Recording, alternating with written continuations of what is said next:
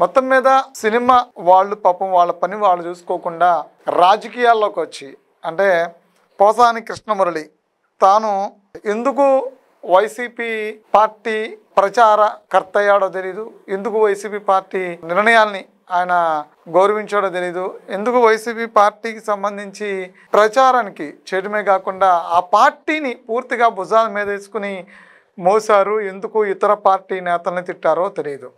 ఒక అంశంలో మాత్రం పోసాని కృష్ణమురళి రాజకీయాల నుంచి వదిలేస్తున్నా అని చెప్పిన తర్వాత నేను ఒక సామాన్య వ్యక్తిగా చంద్రబాబు నాయుడిని పొగిడినప్పుడు పొగిడాను, నాకు నచ్చినప్పుడు లేదంటే తప్పు చేసినప్పుడు విమర్శించాను అంటున్నాడు.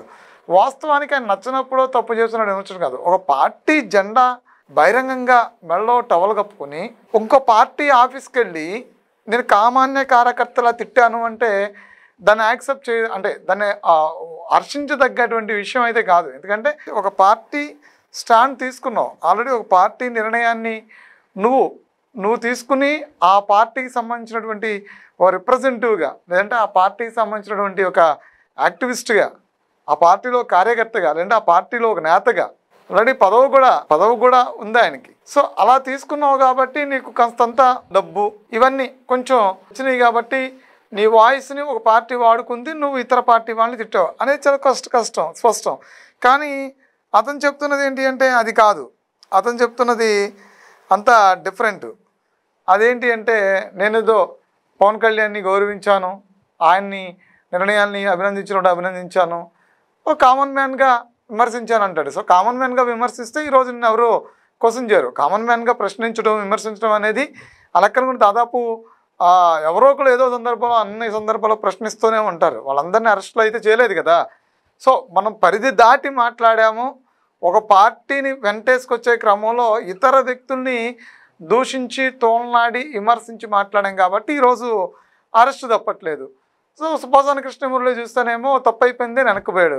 మరో అంశంలో చూస్తే శ్రీరెడ్డి అలాగే తాను తిట్టినంతకాలం వచ్చినటువంటి అడ్డమైన బూతులు తిట్టింది. అంటే ఒక మహిళ మాట్లాడకూడని పదోచ్చరణ ఏదైతే ఉందో అంత దారుణమైనటువంటి పదాలని అంత దారుణంగా ట్రీట్ చేస్తూ అంత దారుణంగా ర్యాగ్ చేస్తూ అంటే పూర్తిగా వాళ్ళ కుటుంబాల్లోకి వెళ్ళిపోయి వాళ్ళ తల్లి పిల్ల ఏమీ లేదు, ఇక వాళ్ళ పర్సనల్ జీవితాలను కూడా రొడ్డికి లాగేసి అట్టగోలుగా చిత్రవద అంటే మాటలతో కూడా చిత్రవద చేసి చంపేయచ్చు అని అంత దారుణంగా మాట్లాడింది శ్రీరెడ్డి. లేడీ లేదు, జంటు లేదు, ఎవ్వరూ లేడు, చాలా అడ్డగోలుగా అంత మాట్లాడిన శ్రీరెడ్డి తర్వాత నేను మీ తెలుగింటి అమ్మాయిని క్షమించండి, నేను అంటే జగన్మోహన్ రెడ్డి తరపు నుంచి నేను మిమ్మల్ని ప్రశ్నించాను, ఆ పార్టీ కార్యకర్తగా నేను మిమ్మల్ని ప్రశ్నించాను తప్ప అని చెప్పండి తిట్టాల్సిన బూతులన్నీ తిట్టేసింది. మరి ఇది ఎలా చెప్తుందో అర్థం కావట్లేదు దేవుడు కూడా.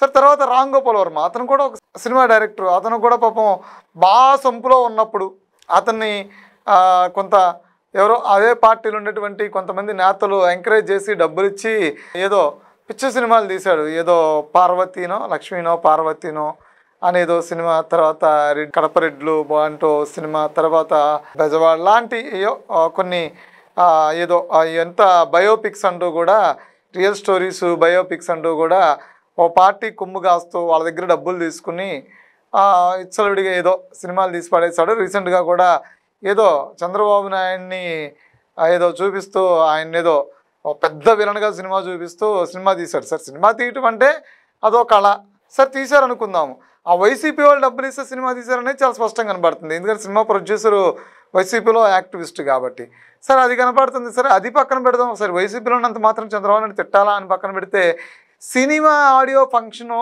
సినిమా ఫ్రీ రిలీజో ఏదో పెట్టి తిట్టడం అనేది అంటే డైరెక్ట్గా లొకేషను చంద్రబాబు నాయుడును తిట్టడం అనేది ఇదైతే మాత్రం హర్షించదగ్గ విషయం కాదు. ఇప్పుడు ఈయన కూడా ఏది సోషల్ మీడియాలో ఈయన చేసినటువంటి కామెంట్స్కి ఆటికిటికి సంబంధించి అరెస్ట్ చేద్దామని పోలీసులు నోటీసులు తీసుకుంటాడు, పొద్దున్న వస్తా అంటాడు, సాయంత్రానికి పారిపోతాడు. సో ఇలా 4-5 రోజులు చెప్పాడు. ఇప్పుడైతే అతను ఎక్కడ పారిపోయాడో తెలియదు.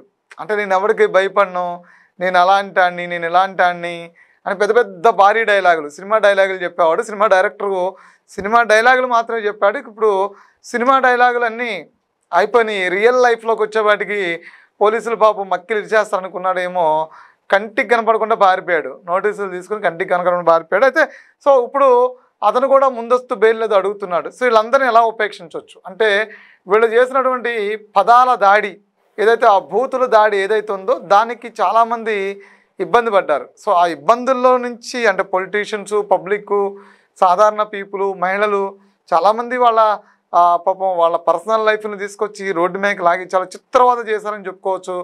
అలాంటి ఈ వ్యక్తుల్ని ఇంత ఈజీగా అరెస్టులు చేయకుండా వదిలేయటం అనేది కరెక్టేనా అనేది కూడా కొంతమంది ప్రజల్లో ఇప్పుడు మెదులుతున్నటువంటి ఒక $1 మిలియన్ ప్రశ్న కూడా దీన్ని చెప్పొచ్చు.